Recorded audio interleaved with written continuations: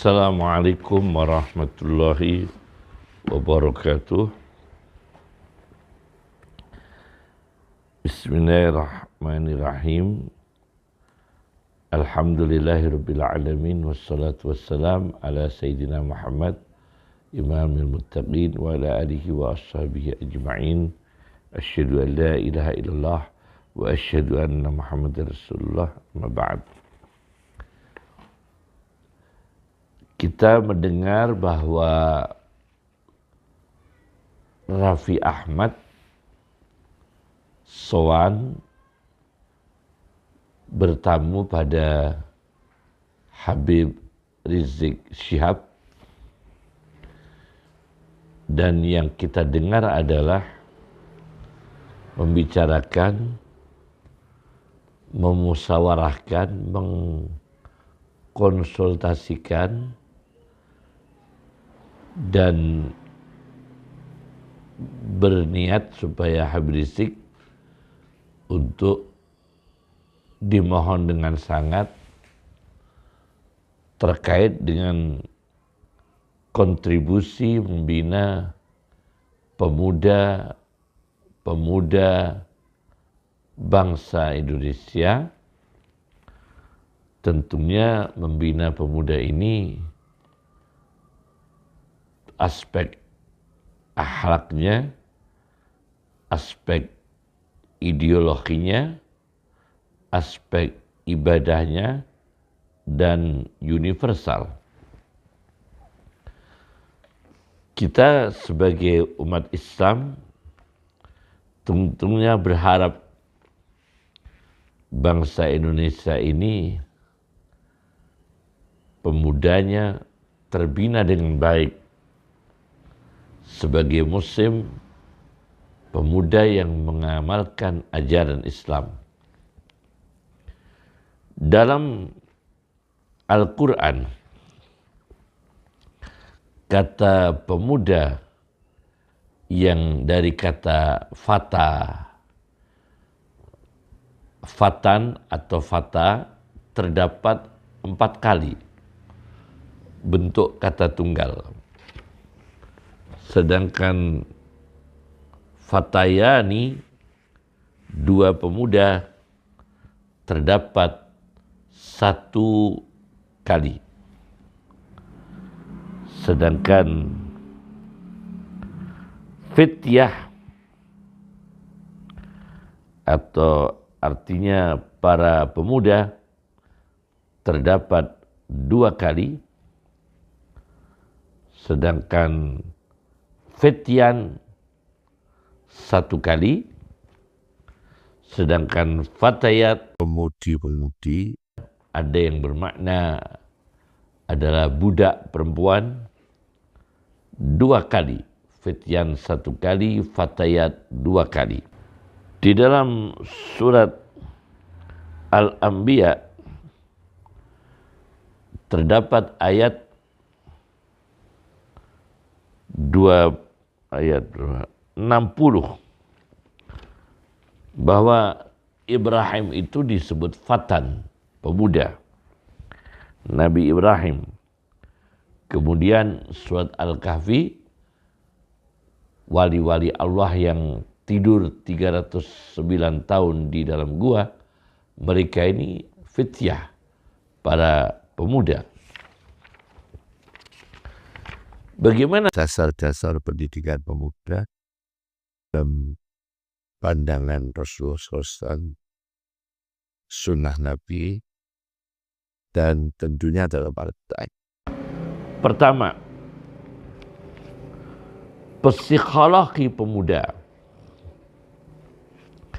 yaitu secara mental tidak ada kecenderungan pada kemaksiatan. Itu yang diharapkan oleh agama.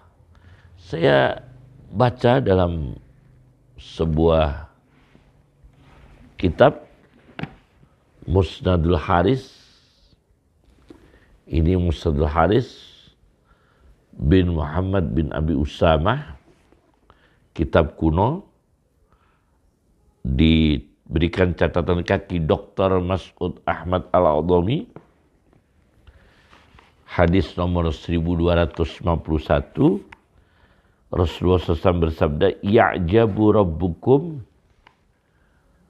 Tuhanmu mencintai, redaksinya mengagumi, yakni mencintai, minasyabi dari pemuda, laisat lahu sabwah, yang dia tidak punya kecenderungan hawa nafsu dan maksiat. Sabwah itu mailun ilal hawa wal ma'asi. Itu pemuda secara mental, berkarakter, berjiwa, tidak ada kecenderungan, tidak ada ketertarikan pada kejahatan, pada dosa, pada kemaksiatan. Itu pemuda yang sehat secara mental.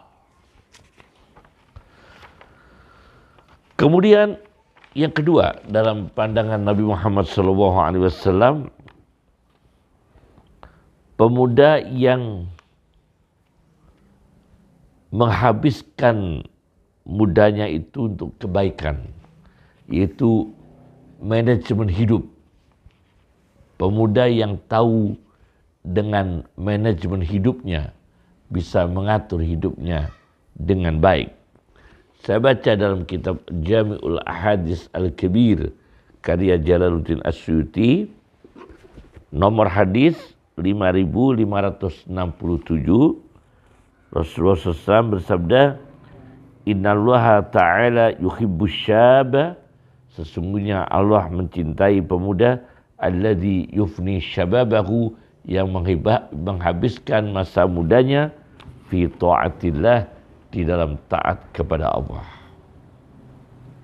Yang ketiga, yaitu pemuda yang punya kecerdasan berpikir untuk memikirkan strategi hidup. Kalau tadi manajemen hidup, strategi hidup masa muda sebelum masa tua. Itu juga ada dalam sebuah hadis dalam kitab Al-Mustadrak lil Hakim. Al-Mustadrak lil Hakim, nomor hadis 7916, yaitu syababaka qabla haramika. Masa mudamu manfaatkan, isi dengan ilmu, isi dengan kualitas hidup, isi dengan bahagia, dengan rezeki yang halal, dengan perilaku yang baik, dengan kecerdasan akal, kecerdasan emosional, kecerdasan intelektual, kecerdasan ideologikal, bahkan kecerdasan spiritual. Syababaka qabla haramik, masa mudamu sebelum masa pikunmu, masa tuamu. Itu yang ketiga. Kemudian, ini konsep-konsepnya ya. Yang keempat, yang keempat adalah iffah, menjaga diri. Jadi organ-organnya dijaga. Tangannya tidak pernah memukul, menganiaya, matanya tidak melihat pornografi, lidahnya tidak pernah bicara kotor. Itu iffah. Jadi ini pemuda yang bagus dalam pandangan Nabi Muhammad SAW. Kata beliau di dalam hadis Sahihul Bukhari,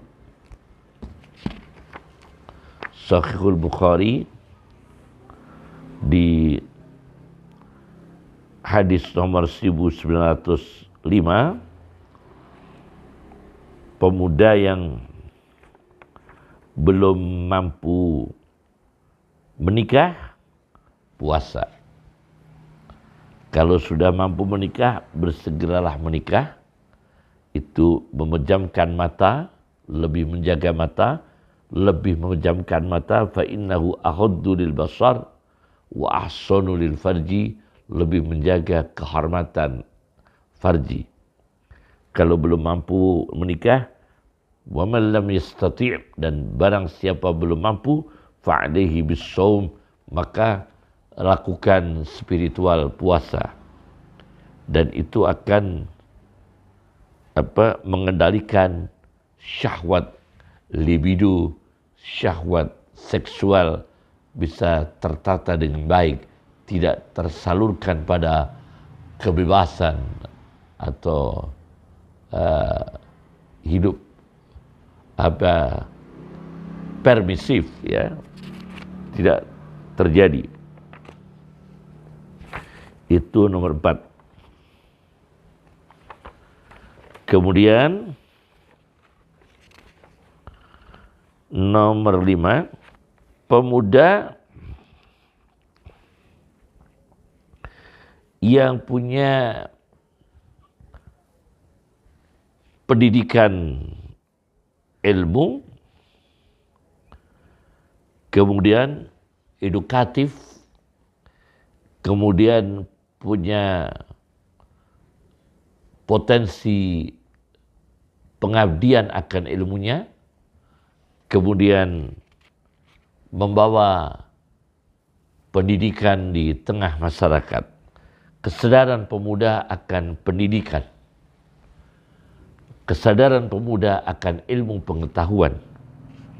Saya baca dalam Sahihul Bukhari, halaman hadis nomor 631, Rasulullah SAW memerintahkan para pemuda yang dipimpin oleh yang diantaranya sahabat Malik bersama beberapa pemuda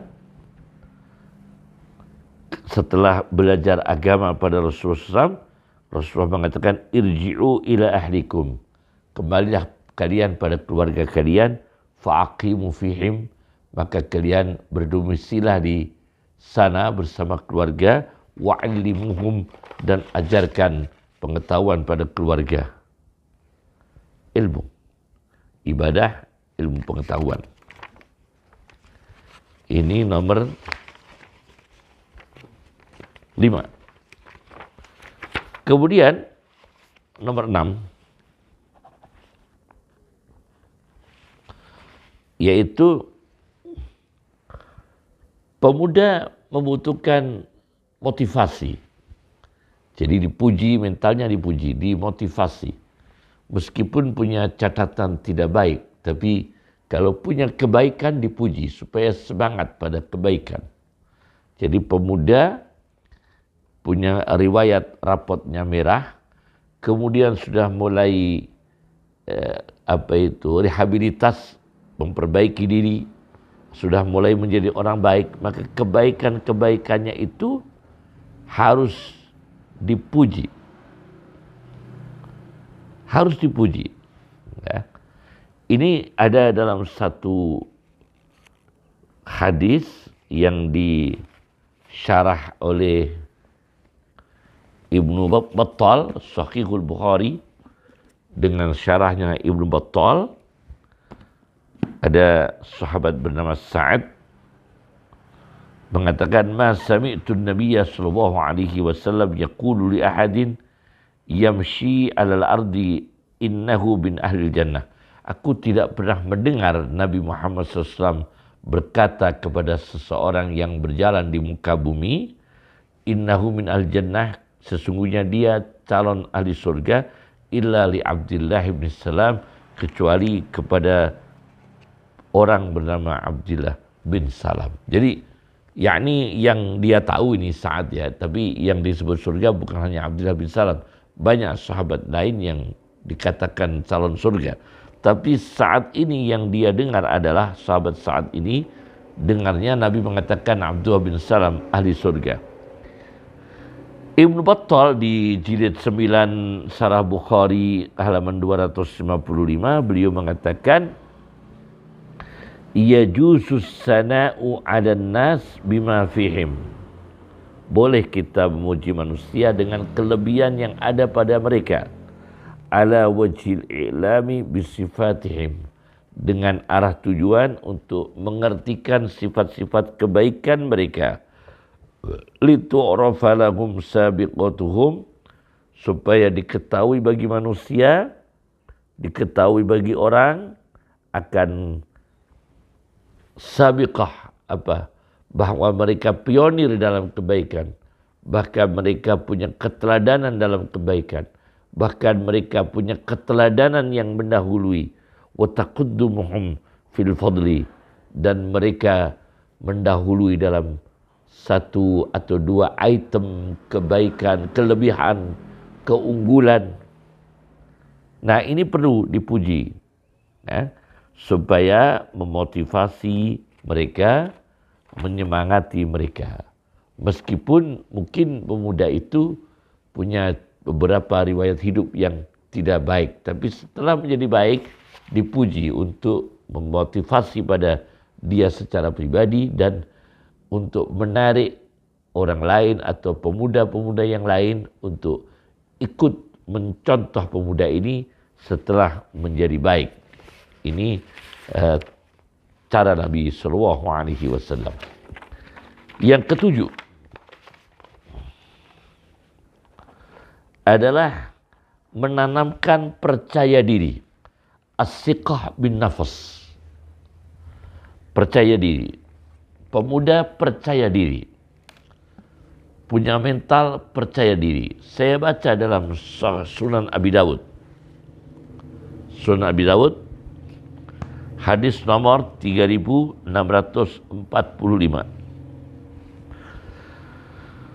Rasulullah SAW memerintahkan Zaid bin Sabit untuk studi kitab Yahudi. Karena kalau tidak ada umat Islam yang mengetahui kitab-kitab orang Yahudi, maka kalau Yahudi melakukan distorsi, pemalsuan, kemudian Yahudi melakukan kejahatan dengan bahasa mereka, akan berbahaya kalau umat Islam tidak ada yang tahu tentang ilmu mereka, Fata'allamtuhu, kata Zaid bin Sabit, maka aku pelajari kitab Yahudi. Falam yamur rabbi illa nisfu syahrin, maka belum sampai lewat kecuali setengah bulan, hatta hadaftuhu, sudah aku buang, yakni aku kuasai. Sudah langsung aku kuasai. Percaya diri. Zaid bin Sabit. Pemuda begitu. Punya percaya diri akan dirinya apabila dibekali ilmu pengetahuan, dibekali pendidikan, dibekali keterampilan, dibekali mental ibadah, dibekali ghurzul iman, menancapkan iman, ghurzul ihsan, menancapkan sifat ihsan, berbuat baik.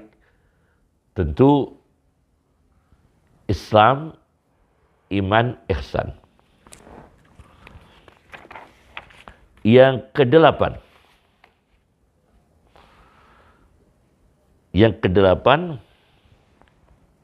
yaitu pemuda yang mempunyai keunggulan leader, punya keunggulan kepemimpinan, leader meskipun masa muda, paling tidak organ akalnya memimpin organ-organ yang lain. Dia pemuda memimpin organisasi keluarga, organisasi masjid, organisasi musola, organisasi kepemudaan. Itu harus ditanamkan secara organisatoris. Jadi bagaimana pemuda ini punya kemampuan leader, kepemimpinan, itu juga ditanamkan oleh Rasulullah SAW. Saya baca dalam sebuah kitab Ustul Ghabah, karya Ibnu Hajar Al-Asqalani, di jilid 2 halaman 451, nomor 5391, bahwa Attab bin Asid. Ya, Attab bin Asid ini diangkat oleh Nabi SAW menjadi gubernur Mekah ketika Rasulullah melakukan perjalanan perang Hunain. Dan sampai pada Khalifah Abu Bakar masih menjadi wali kota ya, atau gubernur Mekah sampai meninggal. Ini orang salih dan punya keunggulan leader, kepemimpinan, intelektual. Ketika diangkat Nabi itu, umurnya wa kana umruhu, menjadi wali kota Makkah, wa kana umruhu khina stu'mila, ketika diangkat wali kota Makkah, najifan wa ishrina sanah, 20 lebih sedikit, 20 tahun lebih sedikit, najifan wa ishrina sanah. Jadi masih muda. Namanya Attab bin Asid. Nah, ini juga dididik nanti. Pemuda-pemuda Indonesia leader dalam kepemimpinan. Jadi dia tidak memimpin dalam geng-geng, tidak memimpin pada kelompok-kelompok destruktif atau kelompok-kelompok yang tidak membawa manfaat, yang merusak dirinya, yang di sana banyak narkoba, banyak perjudian, banyak kehidupan bebas. Tapi kita tanamkan, kita bina menjadi pemuda yang leader dalam hal-hal positif. Ini nomor 8. Kemudian nomor 9, yaitu pemuda yang mempunyai mental integritas. Integritas, juga negarawan, juga empati, juga konsisten, tidak berubah dengan uang, imannya tidak terjual dengan uang, sifat kasih sayangnya tidak terjual, tidak berubah, tidak rusak dengan miras.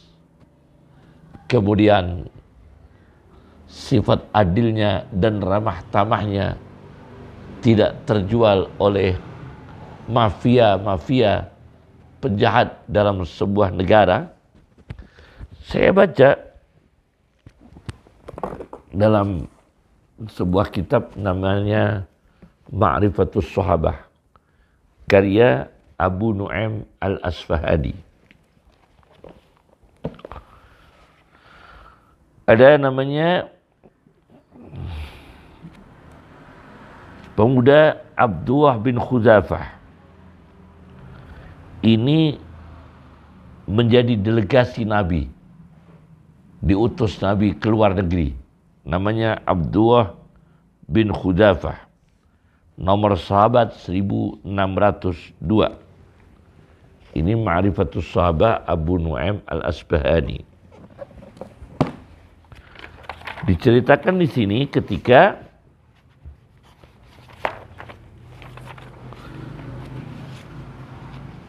orang Romawi menawan Abdullah bin Khuzafah dan ditangkap oleh penguasa Romawi dan dipaksa untuk masuk Nasrani. Apabila tidak masuk akan dilemparkan ke sebuah periuk yang mendidih terbuat dari tembaga. Kemudian ada seorang muslim yang dipaksa untuk masuk Nasrani dengan ancaman dimasukkan dalam periuk yang mendidih yang berbahan tembaga. Akan tetapi dia tetap mempertahankan Islamnya, akhirnya dilemparkan. Dan tulang-tulangnya ini tampak berserakan. Mendidih terpotong-potong organnya. Kemudian Abdullah bin Hudzafah dengan apapun dia tidak takut, tidak mau juga.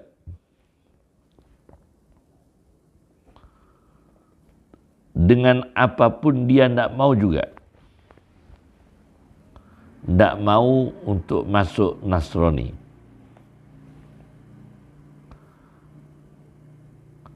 Maka dia diikat talinya.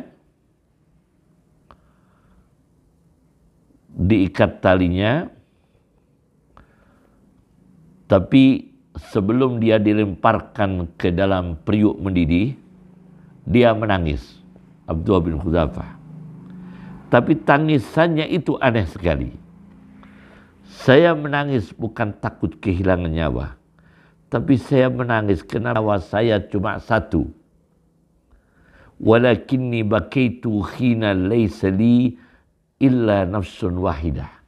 Kenapa waktu saya mengalami ini mau dilemparkan ke dalam periuk yang mendidih untuk mempertahankan Islam saya? Kenapa nyawa saya cuma satu? Jadi mengalami perlakuan ini hanya satu kali. Yuf'alu biha hadza fillah. Karena Allah, saya mengalami hanya satu kali. Kalau saya harus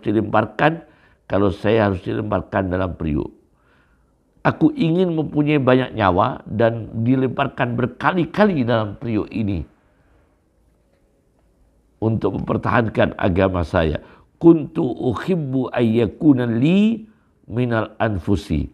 Aku kepingin punya banyak nyawa, adada kulli sya'ratin, sejumlah seluruh rambut fiyya yang di dalam diri saya.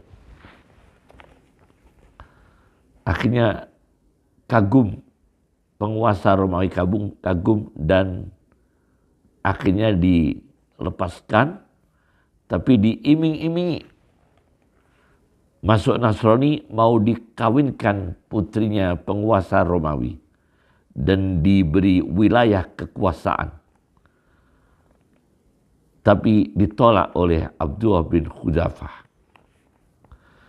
Terakhir Abdullah bin Hudzafah setelah diancam mau dieksekusi mati, dia bertahan. Diiming-imingi kawin dengan putri penguasa Romawi, dia menolak. Diiming-imingi pembagian wilayah kekuasaan, dia menolak. Akhirnya yang terakhir diminta untuk mencium kepala penguasa Romawi. Tapi Abdullah bin Hudzafah kalau ini menerima dengan syarat dilepaskan tawanan-tawanan umat Islam. Akhirnya Abdullah bin Hudzafah karena itu tidak merusak akidah, hanya mencium kepala penguasa Romawi. Dan dilepaskanlah 80 tawanan Muslim setelah Abdullah bin Hudzafah mau mencium kepala penguasa Romawi. Luar biasa. Ini orang yang mempunyai jiwa integritas tingkat tinggi. Ini yang ke-9. Yang ke-10 adalah wasatiyah, yaitu keseimbangan. At-tawazun wal wasatiyah, yaitu keseimbangan, tengah-tengah, moderat, tidak ekstrim, tidak radikal, tidak hulu ekstrim. Ini saya baca dalam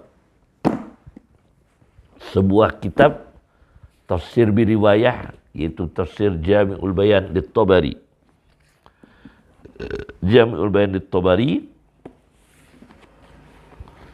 ketika menafsirkan ayat 143 surat Al-Baqarah, yaitu ja'alnakum ummatan wasatan. Aku jadikan kalian umat yang tengah-tengah.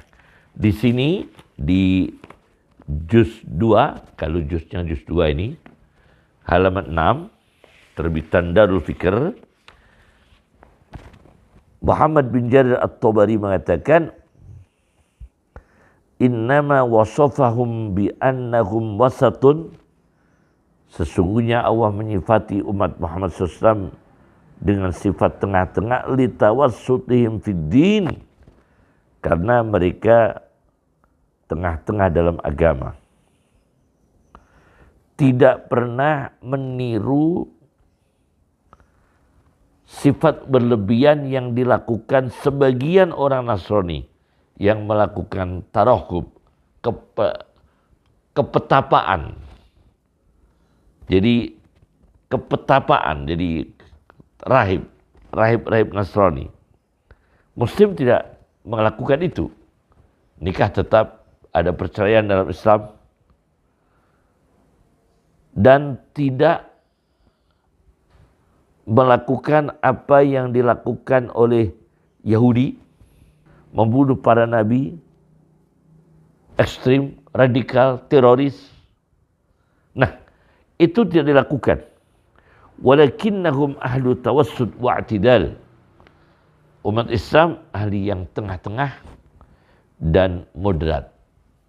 Jadi dia hidup bersama, berbeda misalnya, tapi dia tetap menjaga imannya, menjaga Islamnya, menjaga akhlaknya sebagai Muslim, meskipun hidup dengan orang yang berbeda agama, di tengah-tengah lingkungan yang berbeda agama, beda pandangan, beda pikiran, dia tetap tengah-tengah, adil, arif, bijaksana, ummatan wasatan. Hidupnya tawazun, tengah-tengah. Mengelola uang juga tengah-tengah. Mengatur waktu juga tengah-tengah. Kemudian bercita-cita juga tengah-tengah, memahami realitas. Bekerja juga paham realitas, kemampuan fisiknya, kemampuan finansialnya, kemampuan intelektualnya, juga kesehatannya, menyisihkan waktu untuk menikmati dengan keluarga, mempunyai waktu untuk berdialog batin dengan Allah, mempunyai waktu untuk hidup bermartabat, terhormat di tengah-tengah masyarakat, itu diatur semua. Itu pemuda yang tawazun, seimbang, dan wasatiyah, tengah-tengah. Assalamualaikum warahmatullahi wabarakatuh.